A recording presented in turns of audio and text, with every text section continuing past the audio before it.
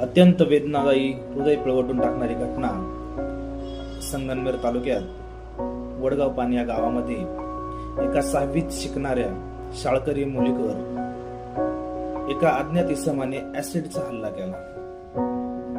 या घटनेनं संपूर्ण संगमनेर तालुका रडतोय, हळहळतोय। रस्त्यावरून घरी जाणारी एक निरागस मुलगी, तिच्या डोळ्यात स्वप्न होती, भविष्य होतं, पण कुणाच्या विकृत कौर्यानं तिचं आयुष्य जाळून टाकलं। मित्रांनो, हा फक्त एक ऍसिड हल्ला नाही, हा आपल्या समाजातील एक संवेदनशीलतेची हत्या आहे। आई बाबांच्या कुशीत हसणारी लेक आज वेदनेत तडफडते आणि आपण समाज म्हणून फक्त बघतोय। तिचा गुन्हा तरी काय होता मित्रांनो?